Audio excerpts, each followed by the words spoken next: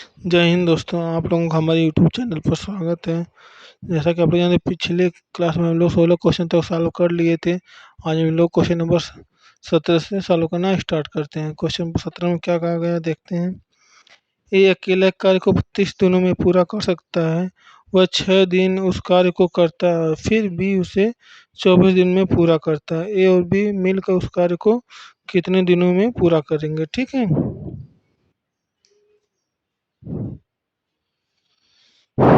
Question number 18 में कहा गया कि यदि y बराबर में x अपान में 2 प्लस में a whole to the power z है, तो z का मान ज्ञात कीजिए। तो देखिए इसको कैसे सॉल्व किया गया है।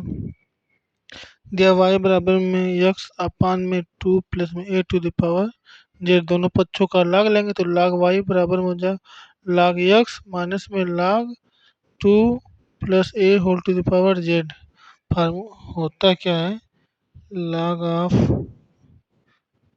ए बाई में बी होता है log ऑफ ए माइनस में log ऑफ बी होता है। ठीक है, क्या होता है, log ए बाई में बी बराबर होता है log ए माइनस में log बी। ये फार्मूला था, इस फार्मूला का प्रयोग करके यहाँ पे किया गया। ठीक है, तो यहाँ पे देखिए तो क्या हो गया, log वाई आप बराबर में log एक्स माइनस में log 2 plus A whole to the power Z हो गया। ठीक है, फिर एक फार्मूला होता है log of A to the power B है, तो क्या हो जाएगा, बराबर में जो बी log ए हो जाता है। ठीक है, बी log ए होता है, वही फार्मूला का प्रयोग वहाँ पे देखिए, यहाँ पे हुआ है। जेड क्या होगा, आगे चला जाएगा। ठीक है, तो जेड log 2 प्लस ए हो जाएगा। हमारा जेड बराबर क्या हो जाएगा, log एक्स माइनस में log वाई अपन में log 2 प्लस ए हो जाएगा। तो जेड बराबर कितना हो जाएगा, log ऑफ एक्स बाई में वाई अपन में log 2 प्लस ए। तो यहाँ से हमारा ऑप्शन ए सही हो जाएगा। ठीक है, सही ऑप्शन ए सही हो जाएगा। ठीक है, नेक्स्ट क्वेश्चन पे चलते हैं। क्वेश्चन नंबर 90 में कहा गया, यदि किसी वृत्त की त्रिज्या में 25% की कमी की जाए तो उसके क्षेत्रफल में कितने प्रतिशत की कमी हो जाएगी। ठीक है, तो क्या होता है, वृत्त के क्षेत्र में 20 कमी करोगे तो -25 माइनस में 25 प्लस में 25 गुणा 25 बटे में 100 कितना जाएगा, -25 कितना हो जाएगा 50 प्लस में 25 से भाग दें 25 को 100। ठीक है, तो कितना आ जाएगा, माइनस में 43.7 आ जाएगा, -43.75 आ जाएगा। ठीक है, कितना आ जाएगा,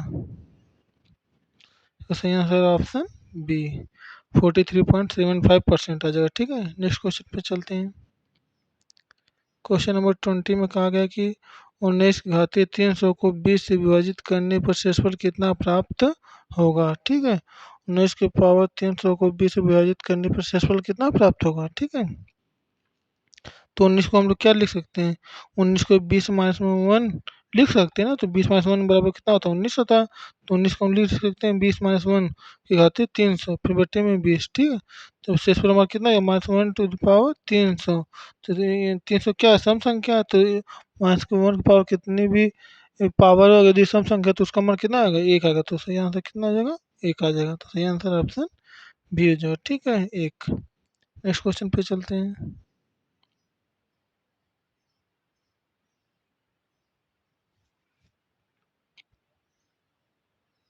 क्वेश्चन नंबर 21 में कहा गया, दिए गए आरेख में त्रिभुज शिक्षकों को, आयत राजनेताओं को, वृत्त सामाजिक कार्यकर्ताओं को दर्शाता है।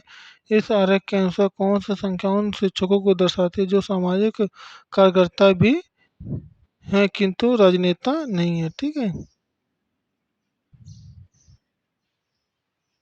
दिया क्या है, जो आयत क्या करता है, किसको रिप्रेजेंट करता है, दिए गए आरेख में त्रिभुज शिक्षकों को, जो त्रिभुज है शिक्षक को, शिक्षक को हो गया। ठीक है, और आयत राजनेता को, ये जो राजनेता हो गया। ठीक है, और जो है वित्त सामाजिक कार्यकर्ता को, वित्त सामाजिक कार्यकर्ता को। ठीक है, सामाजिक कार्यकर्ता को दर्शाता है। आरेख के अनुसार कौन सी संख्या उन शिक्षकों को दर्शाती है जो सामाजिक कार्यकर्ता भी हैं किंतु राजनेता, ठीक है, राजनेता नहीं है, ठीक है।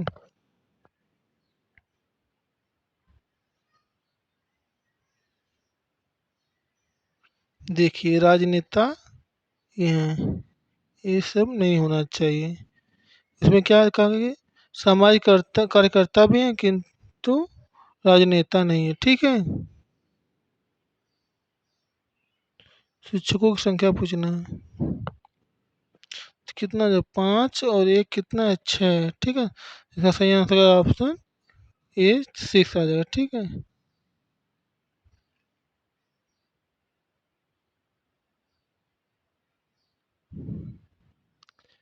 सामाजिक कार्यकर्ता के साथ साथ हमारा क्या होना चाहिए, शिक्षक होना चाहिए। तो ये क्या है, सामाजिक कार्यकर्ता हम, ये शिक्षक हैं, ठीक है। ये जो क्या है, आयत क्या है, राजनेता है, ठीक है। तो हमको पूछा है सामाजिक, सामाजिक जो के साथ साथ शिक्षक होना था।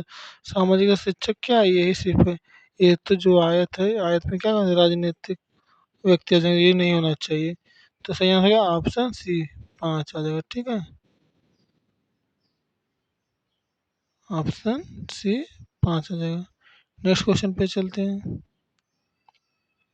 क्वेश्चन नंबर 22 में कहा गया कि यदि एक चतुर्भुज के कोण 4 संबंधी 9 संबंधी 11 संबंधी 12 के अनुपात में, तो सबसे बड़े कोण का मान इनमें से किसके बराबर है, ठीक है। तो इसमें क्या होगा, 4 9 13,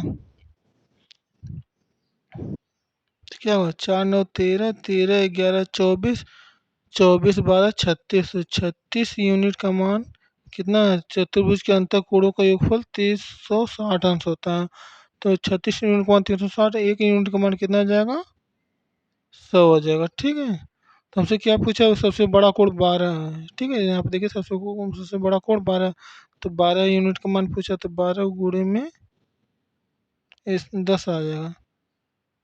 36 यूनिट का मान 360 दिया है, तो एक यूनिट का मान 10 आ जाएगा, ठीक है।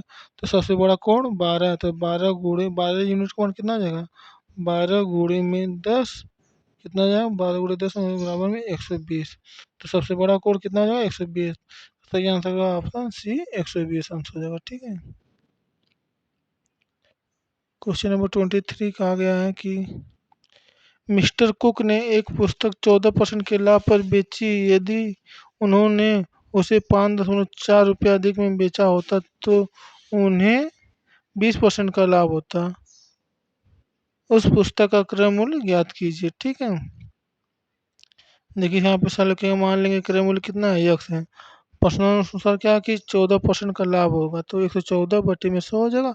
प्लस में यदि वह 5.4 रुपये में अधिक बेचता तो उसे 20% का लाभ होता, तो 20% का लाभ मतलब क्या, 120 हो जाएगा, ठीक है। तो 120 बटे में 100 हो जाएगा, ठीक है। इसको सॉल्व करेंगे तो एक का मान कितना आ जाएगा, 90 रुपये। तो वस्तु का क्रय मूल्य कितना हो गया, 90 रुपये। तो इसका सही आंसर ऑप्शन सी 90 रुपया। नेक्स्ट क्वेश्चन पे चलते हैं। क्वेश्चन नंबर 24 में कहा गया कि कीबोर्ड, मॉनिटर और कैबिनेट के घटक हैं। कीबोर्ड, मॉनिटर और कैबिनेट किसके घटक हैं।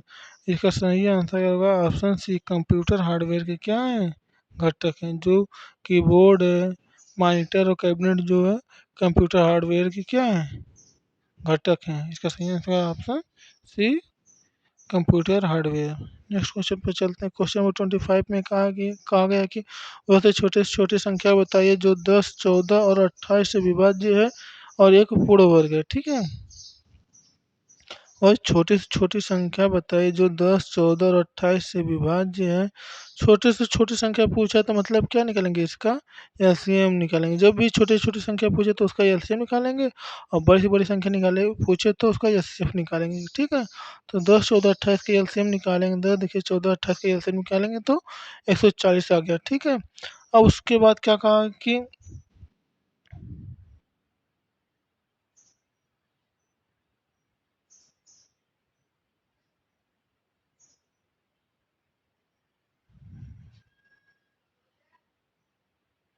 ऑप्शन से इसको चेक करेंगे, ठीक है।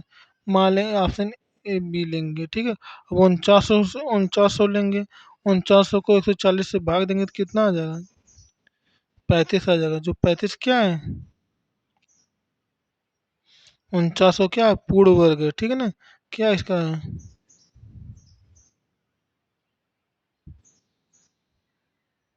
4900 को 140 से भाग देंगे तो 35 आ जाएगा। तो इसलिए क्या हो जाएगा? 4900 दी गई संख्या में से सबसे छोटी पूर्ण वर्ग संख्या है जो 10, 14 और 28 से क्या है? विभाज्य है, ठीक है। नेक्स्ट क्वेश्चन पे चलते हैं। क्वेश्चन नंबर 26 में कहा गया कि 4 sin² थीटा प्लस में cos² थीटा का न्यूनतम मान ज्ञात कीजिए, ठीक है। देखिए यहाँ पे क्या कहा, 4 sin² थीटा प्लस में 5 cos² थीटा को साइन में बदल लेंगे, वन माइनस में sin² थीटा हो जाएगा। cos² theta equal to 1 minus में sin² थीटा होता है, ठीक है। तो इसको सॉल्व करेंगे, 4 sin² थीटा हो जाएगा प्लस में 5 माइनस में 5 sin² थीटा हो जाएगा। तो कितना हो जाएगा? 5 माइनस में sin² थीटा हो जाएगा, ठीक है। 5 माइनस में sin² थीटा होगा, ठीक है। अब हम लोग जानते हैं साइन थीटा का मान कितना होता है। sin² थीटा का मान हमेशा क्या होता है? 1 के बराबर, 1 से कम और 0 से ज़्यादा होता है, ठीक है। sin² थीटा का मान हमेशा 0 से के बराबर या 0 से ज़्यादा होता है और 1 या 1 से छोटा होता है। अब माइनस से गुणा करेंगे तो इनक्वलिटी क्या हो जाएगा? बदल जाएगा। -1 से बड़ा हो जाएगा, माइनस में sin² theta laser equal to 0 हो जाएगा, ठीक है। अब यहाँ पे दिया है 5, दिया है 5 जोड़ देंगे, 5 जोड़ेंगे तो कितना आ जाएगा? 5 इसमें जोड़ेंगे, 5 माइनस में 1 लेसर इक्वल टू 5 माइनस में sin² theta laser equal to 5, ठीक है। अब यहाँ पे घटाएंगे तो 5 में से एक जाएगा, 4 आ जाएगा, 4 लेसर इक्वल टू 5 माइनस में sin² थीटा लेस देन 5। तो इसका क्या हो जाएगा? इसका मान न्यूनतम मान 4 आ जाएगा और अधिकतम मान 5 आ जाएगा। इसका न्यूनतम मान कितना आ जाएगा? 4 आ जाएगा और अधिकतम मान देखिए 5 आ जाएगा, ठीक है। अब यहाँ पे हम लोग सॉल्व किए हैं, ये क्या ये न्यूनतम मान है या अधिकतम मान है, ठीक है। तो इसका मान न्यूनतम मान कितना आ जाएगा? 4 आ जाएगा। सही आंसर होगा ऑप्शन डी 4। नेक्स्ट क्वेश्चन पे चलते हैं।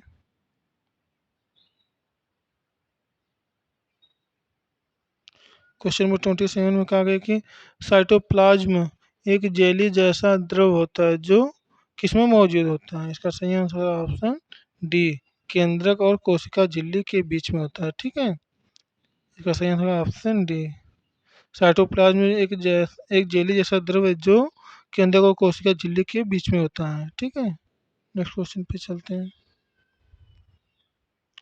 क्वेश्चन नंबर 28 में कहा गया कि यदि साइन एक्स माइनस में वाई बराबर में √3/2 और cos x प्लस वाई बराबर में 1/2 है, जहाँ x और y धनात्मक न्यून कोण है और x ग्रेटर और इक्वल टू वाई है, तो x का मान ज्ञात कीजिए, ठीक है।